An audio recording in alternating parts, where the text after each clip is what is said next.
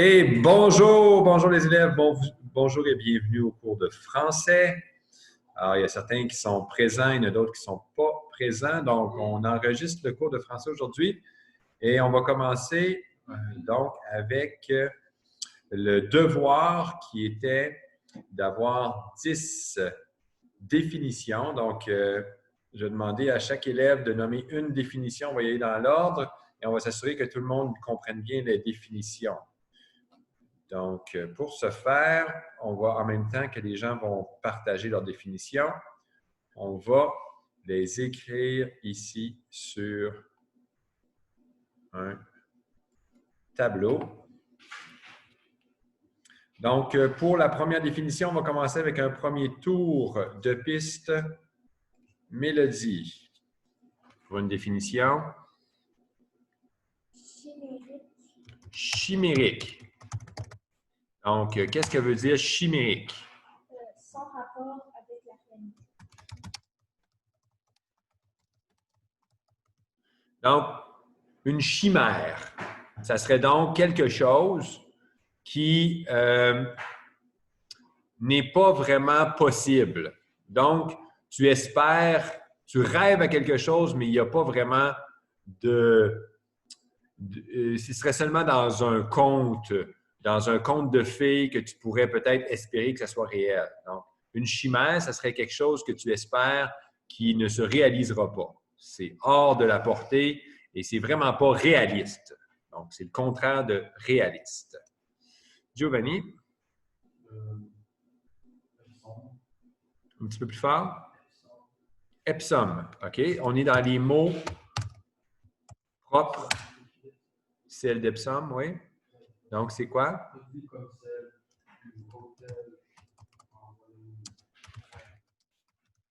OK.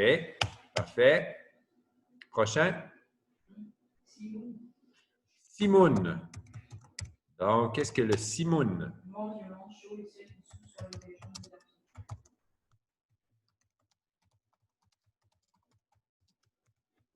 Est-ce que tu penses que c'est un mot qui est emprunté à une autre langue, par exemple?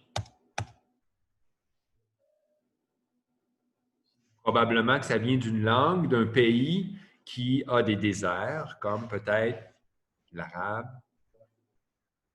un pays africain. Donc, c'est des vents du Sahara. Bravo. Prochain.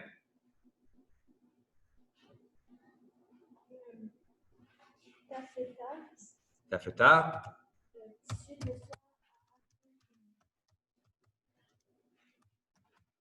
Donc, c'est un tissu de soie. C'est un synonyme de soie, mais dans le fond, tissé d'une certaine façon. Donc, on peut en faire des parachutes, etc.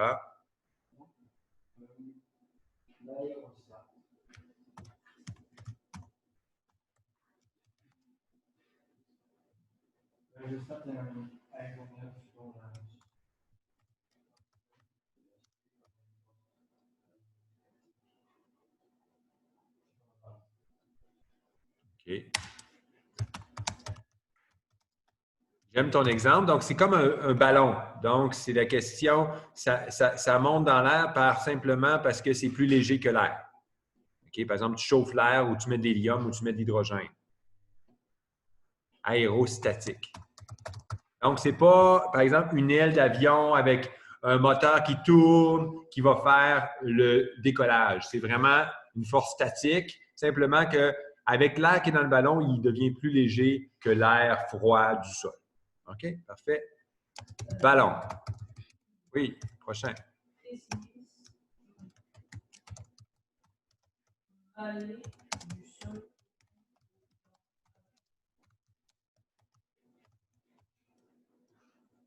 OK. Abrupt.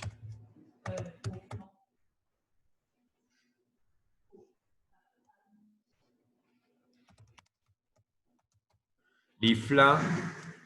Ouais. Donc, les flancs, c'est les côtés.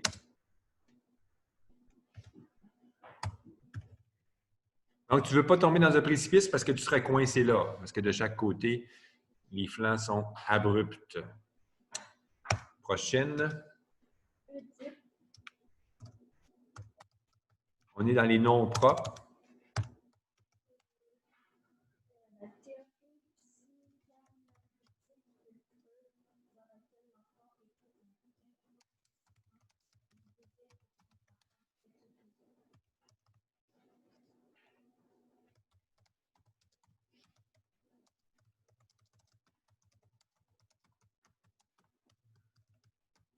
Donc, c'est un mythe grec avec un désir pour le parent du sexe opposé. Prochain. Oui, Giovanni.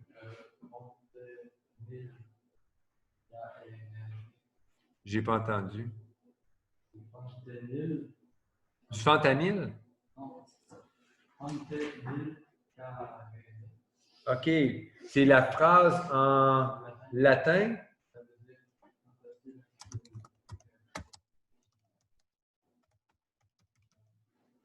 OK. C'est une tentative irréalisable?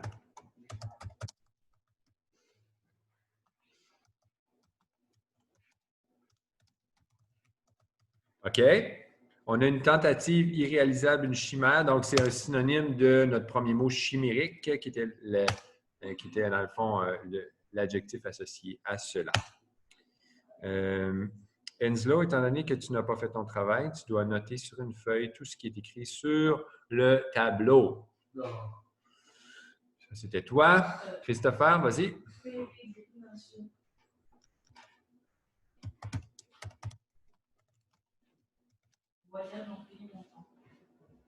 C'est ça que ça veut dire? OK.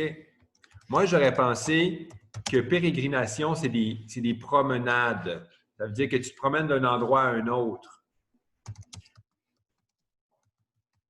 Donc, tu me dis que c'est plus un pays lointain. Donc, si je voyage proche, je n'utiliserai pas pérégrination. C'est quand je suis loin de chez moi que je peux utiliser le mot pérégrination. OK, c'est intéressant. Et puis, c'est pas associé. Moi, j'avais toujours associé pérégrination à un peuple nomade. Là, tu me dis que ça peut être juste un voyage, donc ça peut être juste quelqu'un qui est temporairement en déplacement. OK, intéressant. On y va avec le prochain.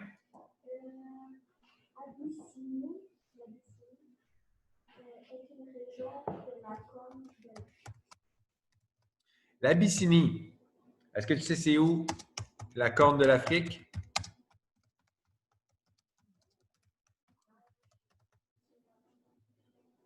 Donc, la Corne de l'Afrique, Afrique avec un A majuscule. La Corne de l'Afrique, c'est une région de l'Afrique. On va mettre un C majuscule aussi.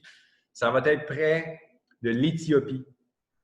Donc, c'est un coin très ancien. C'est un coin qui a beaucoup d'histoire. On a dit que les Éthiopiens étaient en lien avec le peuple d'Israël dans la Bible. Donc, c'est un peuple très ancien en lien avec les Égyptiens de l'Antiquité. Donc, c'est une région d'Afrique. Exactement. Prochain. Locomotion. On en a déjà 10. On va continuer encore pour quelques-uns et on va arrêter. Locomotion. Est-ce que tu savais ce que ça voulait dire? Maintenant que tu sais que c'est transport, qu'est-ce qui t'aurait pu te faire deviner que ça voulait dire transport? Oui, comme locomotive. Donc, les mots en français, il y a... Non, c'est correct. C'est correct, c'est correct. C'est très bien que tu l'aies cherché. Tu ne le savais pas, tu le sais maintenant. Puis maintenant, aussi, une façon de deviner le lien, c'est avec la façon que le mot est construit. Donc, locomotive, locomotion. Super. Fait que... on va y aller encore avec deux autres. Vexation. Est-ce que tu savais ce que ça voulait dire? Non?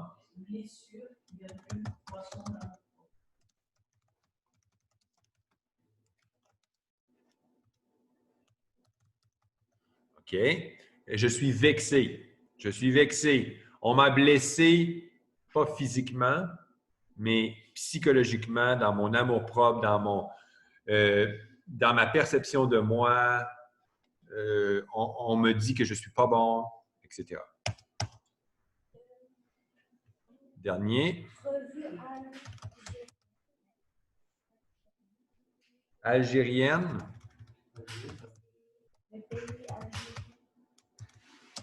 C'est un adjectif de l'Algérie.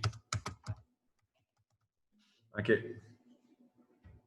Là, ici, habituellement, on va plutôt utiliser les noms pour les définir. Parce que quand on utilise un adjectif, regardez ici, algérienne, ma définition, c'est de l'Algérie.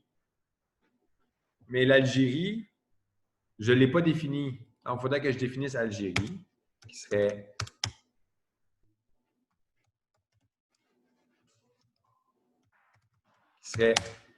un pays d'où exactement? Non. D'Afrique du Nord. C'est de l'autre côté de la Méditerranée face à la France. Voilà. OK. Donc, ici, on avait nos mots de vocabulaire qu'on a trouvé une définition. Maintenant, dans ton cahier mis à jour, pré-secondaire 2, on avait vu c'est que, dans le fond, dans une définition, il y a plusieurs parties. Donc ici, quelle partie manquerait-il pour que la définition soit complète? Donc ici, j'ai une signification. Admettons que je choisis juste une signification. OK? Donc,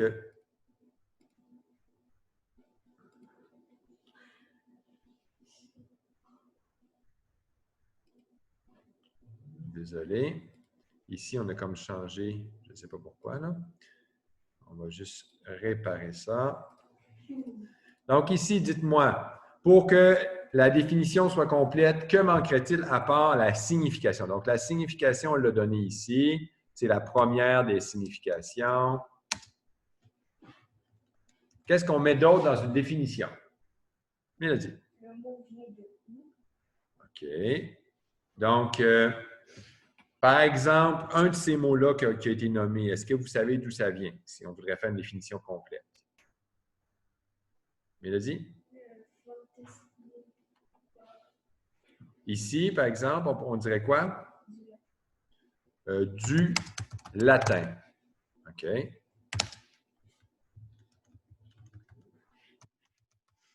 Ça, c'est une expression du latin. OK. Maintenant, on va le mettre en guillemets. Est-ce qu'il manque d'autres choses? Par exemple, chimérique, je devrais dire que c'est un adjectif. OK? Ou ADJ, point, pour adjectif. Donc, on dit la classe du mot. Ça serait un nom propre. Ce n'est pas un nom commun, c'est un nom propre.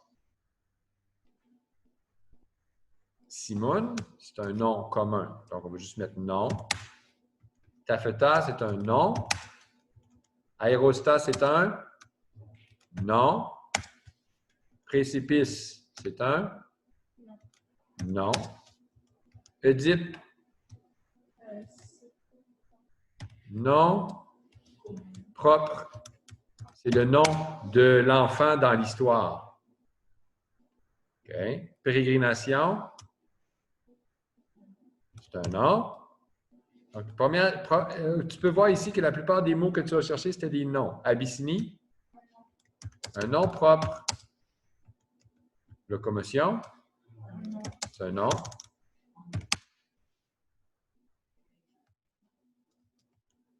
Vexation,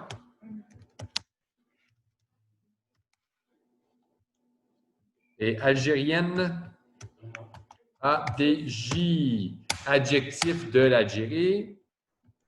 Et l'Algérie, c'est un nom. Dites-moi maintenant,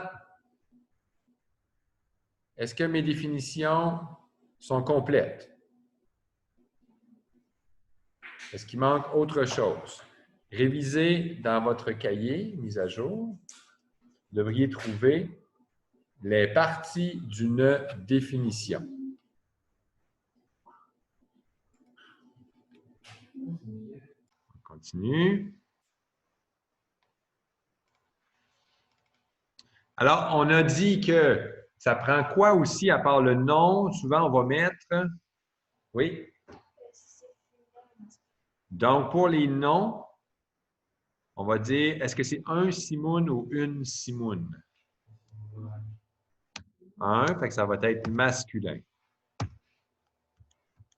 Un taffeta ou une taffeta?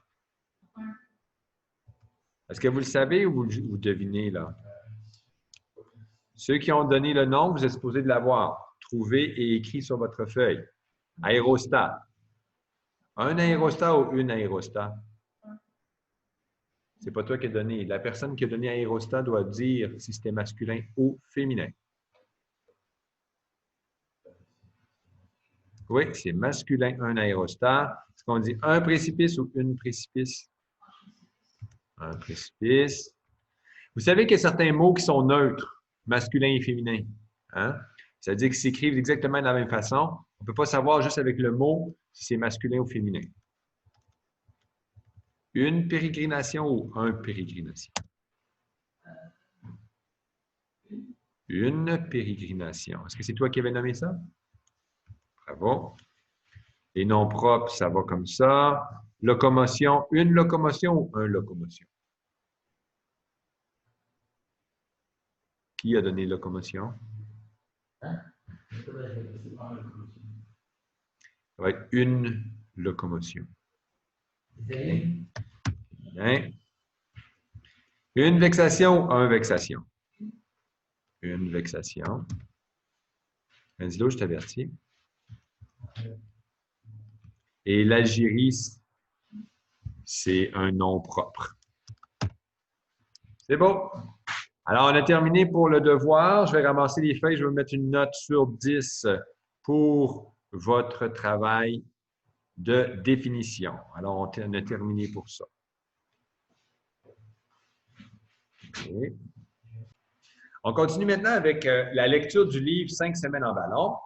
Alors, on va lire ensemble, on va faire une réaction au texte que nous avions lu cette semaine et je vais donner ensuite le devoir pour la semaine prochaine. Donc, ici, on avait Excelsior. Donc, on avait lu la page 16, la page 17. Et là, vous avez lu la page 18 et la page 19. Dites-moi, qu'est-ce que vous avez compris de ce texte?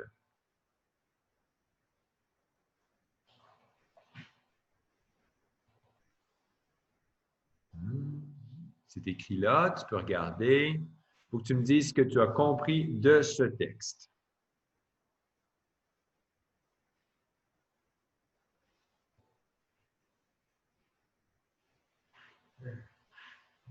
Qu'est-ce que tu as compris de ce texte?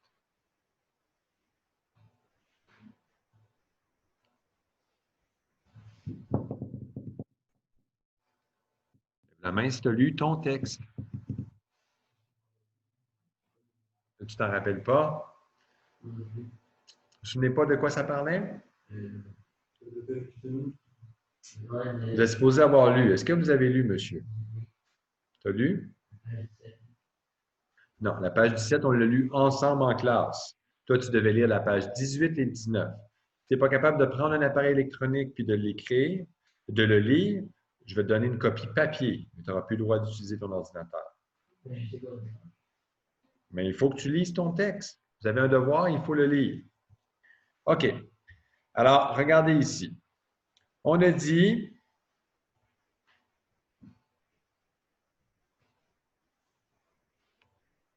que tout le monde s'emballe, tout le monde parle de son sujet. On dit, hey, ça serait vraiment des avantages d'utiliser la voie aérienne. C'est vraiment bien d'utiliser la voie aérienne, mais il dit que le point de départ n'était pas bon. Donc, tout le monde y va de son petit commentaire pour dire qu'est-ce qui est bon et qu'est-ce qui n'est pas bon dans l'entreprise du docteur Ferguson. Ensuite, il y a quand même des paris qui se mettent en branle. Les gens ils se demandent, est-ce que le docteur Ferguson existe pour de vrai? 1. Et 2, est-ce que le voyage ne serait pas tenté? 3, est-ce qu'il va réussir ou il ne va pas réussir? On peut faire des paris là-dessus. Et 4, s'il réussit ou il ne réussit pas, est-ce qu'il va revenir ou il va rester là-bas? Fait que les gens ont pris des paris. un livre de paris fut instauré. Les gens qui sont habitués de faire les paris, ils ont pris les sommes des gens. Quand tu dis que tu veux parier, c'est que tu mets l'argent en garantie. Il y a une personne qui garde l'argent des parieurs. Tu n'as plus ton argent parce que tu l'as parié. Fait que là, tu as hâte que le pari, qu'on ait la résolution, qu'on sache si oui ou non, pile ou face, tu as gagné parce qu'en attendant, les sommes sont gardées dans le livre des paris. On dirait que c'est des courses. Les courses d'Epsom. Epsom étant un endroit. Le ciel d'Epsom, c'est qu'il vient de cet endroit-là. Les courses d'Epsom, les courses de cet endroit-là. Donc, c'est probablement des courses qui étaient célèbres à cet endroit-là. Mélodie? Pas de questions? OK. Alors, il y en a qui voulaient participer avec le docteur. « Hey, je donne ma candidature, je veux aller avec vous. » Et lui a refusé, puis il n'a pas pris la peine d'expliquer pourquoi il refusait. Il a juste dit non, non merci, non merci, non merci. Donc, il a refusé sans donner la raison de son refus. OK? Il y en a toujours qui sont comme un peu jaloux. Ils disent « Hey, moi aussi, je veux participer à ça. » Bien, peut-être qu'il aurait eu besoin d'aide, puis il aurait dû dire oui. Lui, il a refusé dans cette histoire-là. Ensuite, il y a des inventeurs qui, là, ils sont venus lui offrir des mécanismes pour permettre au ballon de se diriger. OK? Alors, il n'a pas voulu accepter aucun système. Alors, les gens se sont mis à se questionner. « Hey, peut-être que lui, il s'est inventé lui-même un propre système. Est-ce que tu as réussi à t'inventer un système? C'est pour ça que tu ne veux pas mon système? » Alors, il a refusé de répondre. Alors, vraiment, lui, il ne donne pas d'informations. Hein? Il est pas mal, on dirait, comme de nos jours, on dirait qu'il est indépendant. Le prochain chapitre. L'ami du docteur. D'où datait leur amitié? Dick Kennedy à Londres. Proposition inattendue, mais point rassurante. Proverbe peu consolant. Quelques mots du martyrologue africain. Avantage d'un aérostat et le secret du docteur Ferguson. Alors, il y a un secret, le docteur Ferguson, nous allons voir. On commence ici le premier paragraphe. Ça va être moi. Le docteur Ferguson avait un ami, non pas un autre lui-même, un alter ego. L'amitié ne saurait exister entre deux êtres parfaitement identiques. Giovanni?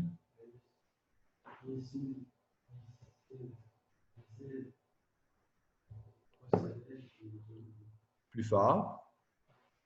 Des attitudes, un tempérament sain, Dick Kennedy et Samuel Ferguson vivaient d'un seul et même cœur.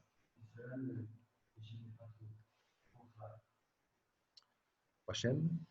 Ce Dick Kennedy était un Écossais dans toute l'acception ouverte, résolu en entêté. Il habitait la petite... On va juste le lire avec une petite pause à la virgule. Dans toute l'acception du mot. Ça veut dire quoi, un Écossais dans toute l'acception du mot? Là, il l'explique. Ouvert, résolu, entêté. Là, on baisse le ton de la voix parce que c'est un point. Continue. Il habitait la petite ville de Ney, près et d'un véritable banlieue. Oui, excuse-moi. Banlieue de la vieille Antilles. C'est de la vieille Antilles. C'était quelquefois un pêcheur, mais surtout et toujours un chasseur. Rien de moins étonnant de la part d'un enfant de la famille quelque peu des montagnes des Highlands.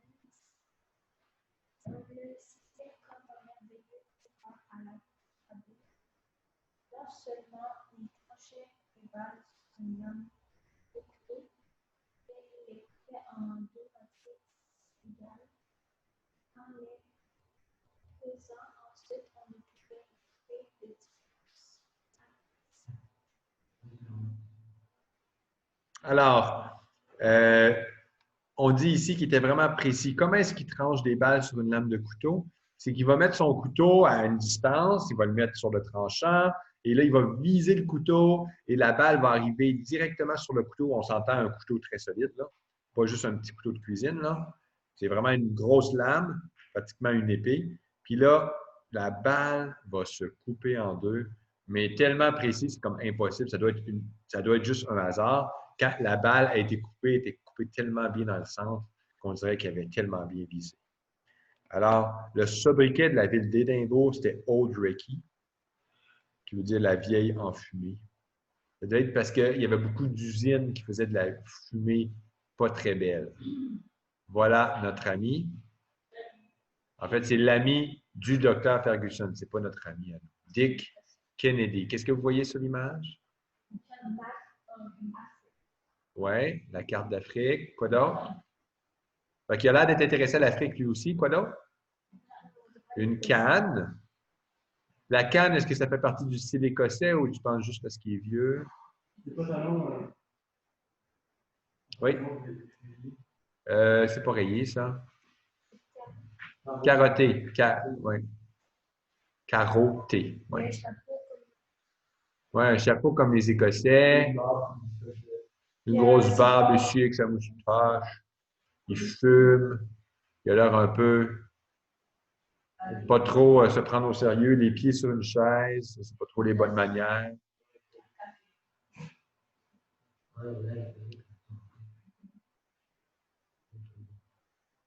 Angelo, c'est à ton tour. Dis-moi ça.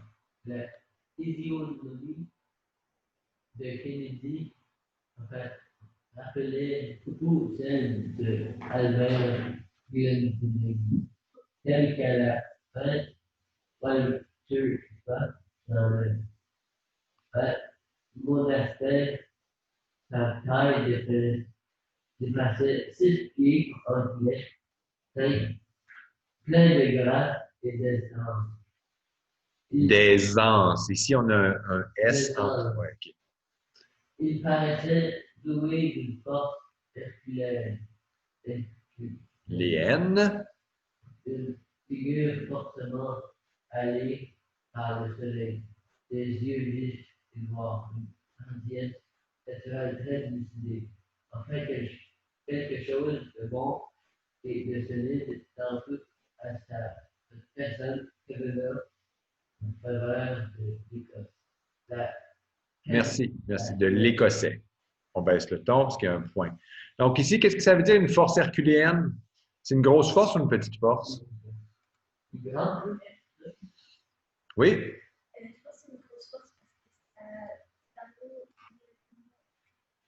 Oui, il y a le mot Hercule. Hercule qui est un héros, ce n'est pas un dieu, un héros grec, demi-dieu, donc, qui est donc légendaire pour sa force. Une figure hâlée par le soleil, ça veut dire quoi, hâlée?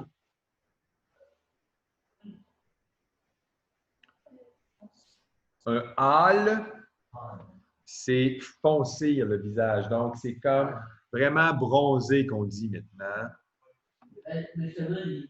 Mais c'est un peu vieilli par le soleil aussi. Oui, qu'est-ce qu'il y a? Oui, parce que les Français ne comptaient pas en pieds. Nous, on compte en pieds. Comment tu mesures? 6 pieds, 5 pieds, parce qu'on est influencé par les anglophones. Par contre, eux autres, dans son livre, lui, il va utiliser 6 pieds anglais parce que c'est un Français qui sait qui connaît la façon de fonctionner des Anglais. Donc, il s'est renseigné. Avant d'écrire un livre sur les Anglais, avec un héros qui est anglais, il s'est renseigné. Puis, il utilise des choses qui permettent de dire qu'ici, on a affaire à un Anglais. C'est grand comme M. Samuel. Prochain pour lire. La connaissance des deux amis suffit dans le monde. À l'époque, tous deux appartenaient plus fort au même régiment, pendant que Dick chassait aussi et à l'autre. Samuel chassait à la plante et à l'ancêtre. Chacun pouvait se dire à droit dans son parti. Et puis, ton frère devant un docteur. Il fallut apprendre qu'il était autant qu'une paire de défense sur le monde. En fait, on parle de ça aussi. OK, fait qu'on raconte un petit peu leur connaissance. Giovanni? Ces deux jeunes gens meurent jamais l'occasion De se sauver la vie. de se sauver la vie, ou de se rendre un service quelconque. De là, une amitié inaliénable, à la destinée des voyages encore, de la sainte et réunie. Qu'est-ce que l'auteur veut dire quand il écrit « La destinée les éloigna parfois, mais la sympathie les réunit toujours Ça, c'est ». Oui, Ben, ça veut dire que des fois, si tu devais partir loin, sauf qu'ils pensaient à chaque. OK. La destinée, ça a le rapport avec le destin. Le destin, c'est quelque chose théorique que les gens ils se disent ben, c'est pas en mon pouvoir. Le destin, c'est hors de ton pouvoir. Fait que dans le fond, peut-être qu'un devait partir à un bout de l'Inde, puis l'autre, dans son régiment, il devait aller faire une autre mission, il ne se voyait pas. Mais quand il se voyait, il était content de se voir. Fait que la sympathie les réunit toujours. Toujours des bons sentiments sympathiques l'un envers l'autre. Est-ce que vous aimeriez ça, avoir un ami comme ça? Même si vous êtes loin, ça reste un bon ami. Oui. C'est comme un bon exemple d'amitié qu'on voit ici. Prochain. Depuis leur rentrée en Angleterre, ils furent souvent séparés par les conditions du peuple.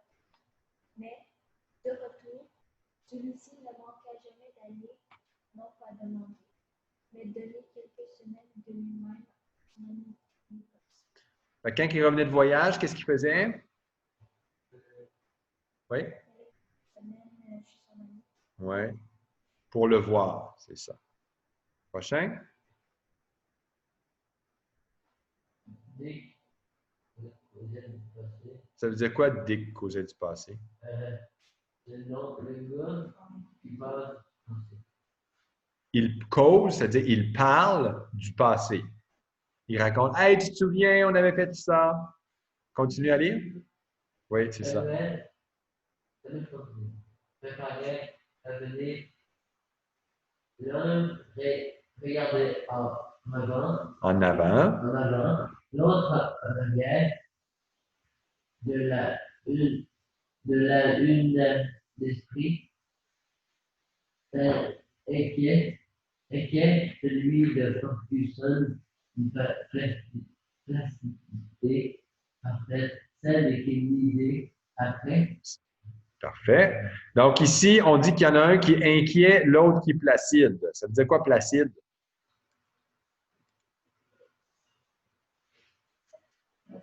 Calme, impassible. OK? Inquiet, vous savez ce que ça veut dire. Donc, celui qui cause du passé, comme Christopher a dit, il va raconter des anecdotes. Tandis que l'autre, il va plus raconter des planifications de ce qu'il a le goût de faire. Prochain. Après ce voyage au Tibet, le docteur resta près de 2 ans sans parler d'exploration. Dick supposa que c'était un signe de voyage. Ils avaient dit leur chose soutenue. Et on a vu cela en Sicile devait finir mal un jour. Avec les habitudes que l'on connaît des hommes. On ne voyage pas un vivant, on fait des gens Page. et des bêtes. Kennedy. Kennedy engagé de Samuel en rallye, ayant ainsi fait d'ailleurs pour la science, et trop pour la gratitude humaine. OK. Alors, qu'est-ce qu'on dit ici? C'est que probablement, lui, il s'est dit, bah, il y en a eu assez, là. Avec le Tibet, il y en a eu assez. Tu sais, dans le fond, il faut que ça finisse. Si ça ne finit pas, à un moment donné, ça va finir mal. Parce que là, tu voyages au milieu des anthropophages. C'est quoi des anthropophages?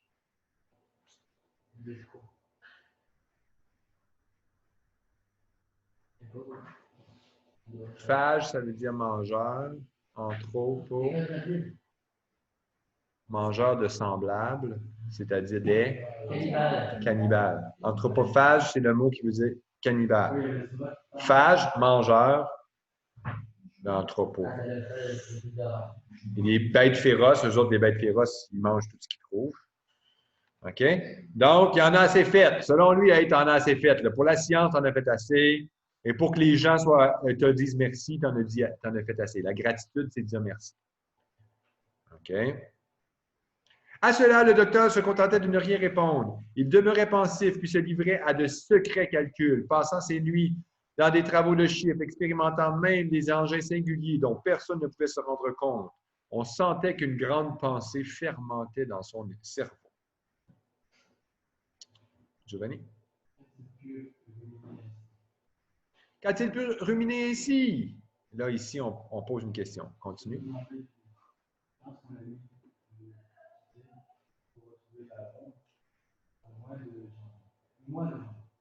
Fait que là, tu vois mois de janvier dans ton histoire, tu t'imagines de la neige, on est en Angleterre, là. De la neige, il fait froid, humide peut-être. Il l'a pris un matin par l'article du Daily Telegraph. Mais vas-y. Miséricorde, s'écria-t-il. Le fou, l'insensé, traverser l'Afrique en ballon, il ne manquait plus que cela. Voilà donc ce qu'il méditait depuis 2 ans.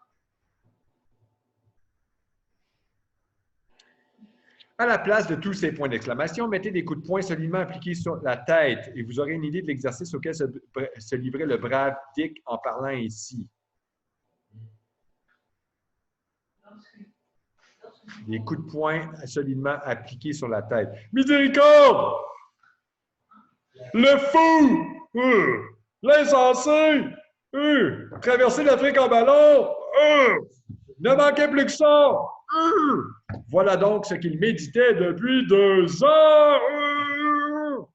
Ça, il l'a appelé placide, mais finalement, je ne trouve pas qu'il est très placide.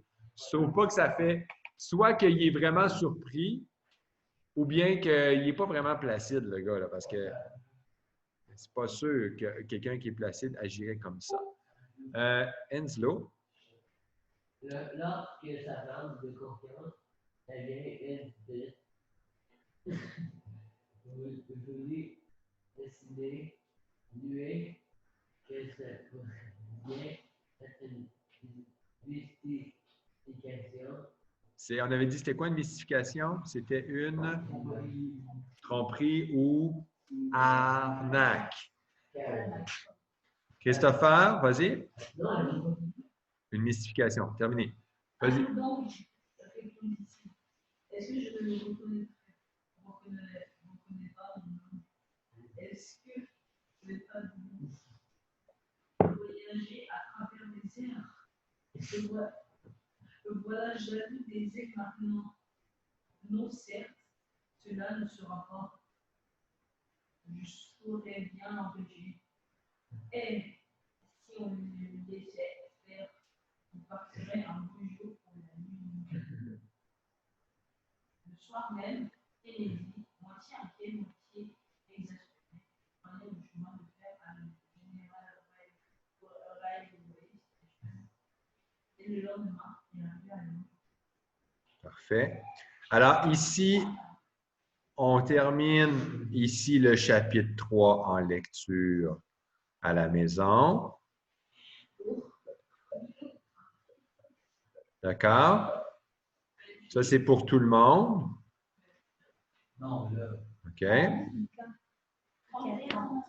Ça, c'est pour tout le monde.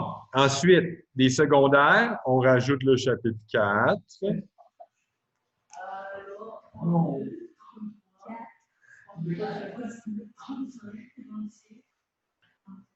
Et le chapitre 5. OK?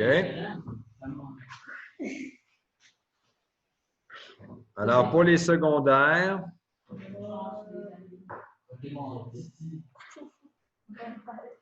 tu te rends à la page 45. Donc, devoir, OK? Chapitre 3, on le termine, on l'a bien commencé. 3, 4, 5. Ça termine à la page 45. Tu peux l'écrire. Et puis,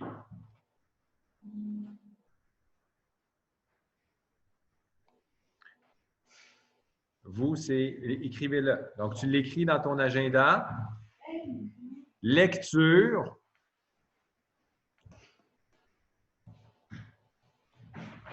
Jusqu'à la page 45 pour vous. Vous, c'est le chapitre 3. C'est quoi, non? Tu lis le chapitre 3. Oui.